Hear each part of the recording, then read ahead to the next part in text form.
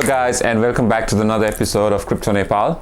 My name is Hemant Gurung, and in this channel we talk about cryptocurrencies and all the news that is revolving around it. And in today's video I'm going to tell you why Bitcoin is so popular and why its value is appreciating over the time, even though it has to face so many difficulties. So without any further ado, let's get started. So before I explain Bitcoin, we have to go into the history and understand how the money system really works. The money which is basically causing all the problem in the world at the moment. So there are basically three functions of money. The first function is its medium of exchange. For example, you can use money in exchange for goods or services. Now the second function is it's a unit of an account. So basically money is a unit of, let's say for example, gold. We got a $1,000 worth of gold and it's been converted into currency. And the third, it's a store of value. So you hold that currency and you hope that retains its value for a longer period of time. Let's go back to a little bit to the history and understand how the first exchange of value started. The first system was barter system, where a person would exchange goods like foods or like metals, precious metals and all, and clothes and all in order to exchange for whatever they required. Then they used the cowrie shells. In place of money, they used cowrie shells as exchange for value. And then in the 700 BC, the first gold coin or the silver coin was minted. In the current world, it's called Turkey now.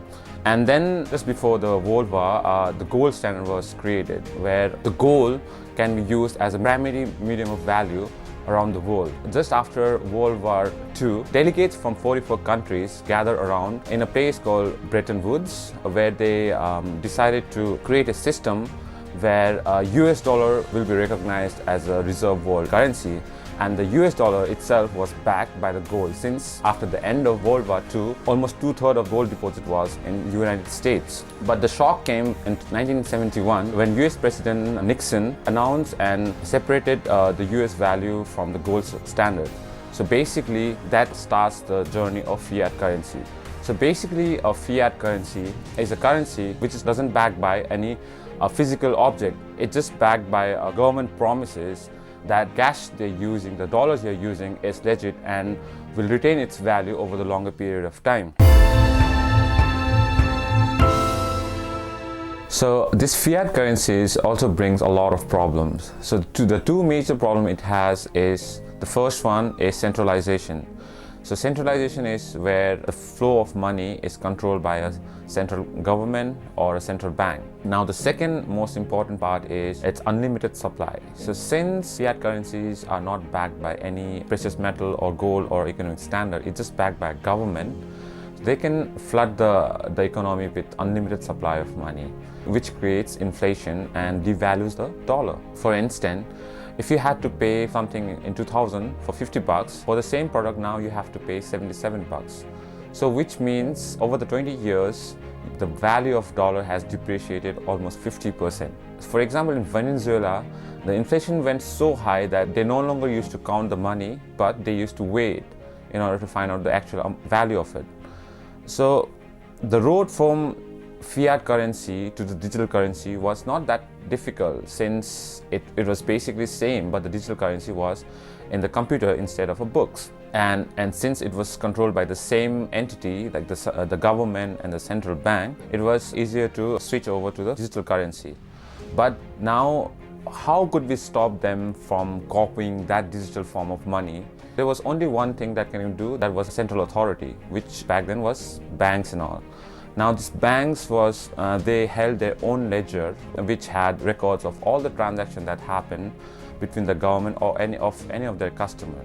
But this leads to a serious problem of fraud, where a bank, they open a fake account and issue securities and money to the customers. This is what we call a double spending problem, and which is one of the main reasons of inflation in this current digital world. And since the people who are controlling the supply of money had a huge power in them, and they got greedy and they got distracted from the real issue, in 2008 we faced ourselves one of the biggest recession we've ever seen. And the main reason behind it was the bankers. And unfortunately, those same bankers who were supposed to go to jail because of their fraud activities, the same bank were bailed out by the Fed governments by them printing billions and billions of dollars.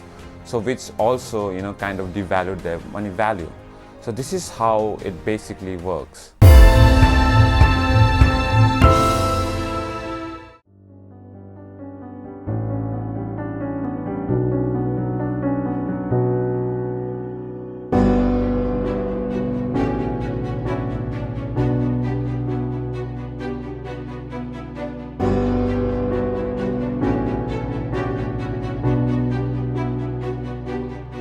Right after the world recession, this anonymous person on October 2008 wrote a white paper in CryptoBlock and proposed a protocol where anyone can transfer digital asset or money from one person to another person without the need of any third party. In this paper, they also aimed to solve the problem of double spending. Since Bitcoin is a scarce asset, which means there will only be 21 million Bitcoin that will ever be circulated around the network, it means it's a deflationary asset, which means number of users increase over the time, the value of the asset will increase as well. So imagine a time before the internet where the news, the information you require can be only be accessed through a centralized authority like newspaper or a news channel or a government facility. So internet bring through all those information in a decentralized way, which means one person can share his or her thoughts or data or information with anyone in the world. That era was known as the Internet of Information. But now we needed something that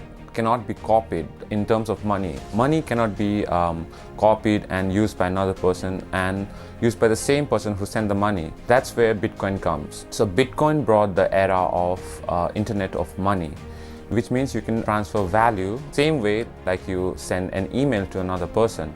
But in this time, the email you're sending is basically a copy of your email. But in this system, the money you're sending, it's not a copy. It is the actual money that you are sending. So which means if I send you $10, my account will be deducted by $10 and your account will be added with $10. So that's the basic concept how it works. So what are the main advantages of using a Bitcoin? So first advantage is Bitcoin gives you full control of your money. So since there are no third party involved in managing your money, you and only you will be responsible of your money. No one else can access your assets. So that brings me to the second point, which is no middleman. So since there are no middlemen in the transaction, it's faster and it's cheaper since all the hidden costs are eliminated. Now the third point is it's a programmable. So since Bitcoin it's basically a set of codes, so which means it can be programmable.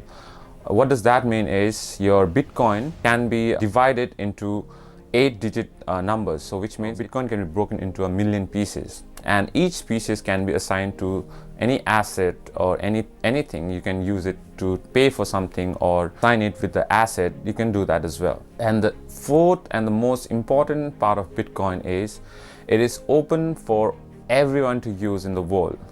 It doesn't matter you have a bank account or you don't have a bank account. The only thing that you need in order to access Bitcoin is an internet and a mobile phone. And if you have that, you'll be able to access Bitcoin, you can trade it, and you can be a part of the world economy. Since its inception in 2009, Bitcoin had to go through a lot of troubles. Like a lot of people thought it was a scam. A lot of people thought it was a Ponzi scheme.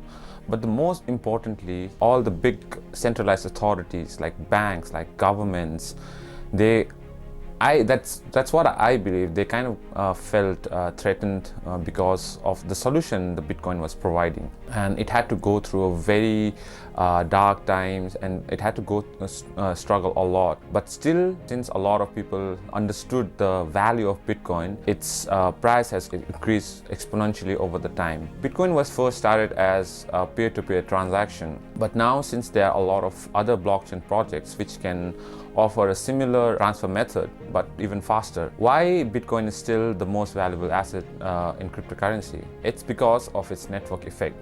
So it means that the number of users in a Bitcoin is so large, it makes the Bitcoin the most decentralized blockchain network at the moment right now. So which means the Bitcoins that you have is basically not a payment method, it's basically a store of value. So that's how it's basically trying to overtake our current store of value, which is gold. It has a lot of property which is better than gold. Since it's a programmable, it can be divisible to million pieces. Second part, it's easy, it's portable. You don't even actually have to carry bitcoins. It's just in the internet, it's in the network. The only thing you need is internet access. And the most important part, it is not restricted by any governments, so you don't have to pay any taxes regarding that unless you bring it out to the exchange. Yeah, so that's how Bitcoin is gaining its craze. In 2020, there are a lot of institutional investment coming on since they've finally realized the potential of Bitcoin and where it can go and how it can change the world. A lot of people gave their own view on Bitcoin. Most of them came to a conclusion that Bitcoin is the only alternative solution to our current financial system. So what do you think? Is Bitcoin the solution to our current financial system? Does it provide the real value of money, or is it just another Ponzi scheme? To be honest, I really beg to differ from the last question, as Bitcoin is not only has shown the way of revolutionizing the money system, but also proved through itself by staying strong and moving upwards, giving the critics something to think about. That's all for today, guys. If you like my video, please like and subscribe. And do not forget to press the notification bell button to keep updated with all the latest and current videos. That's it for today. CryptoNepal.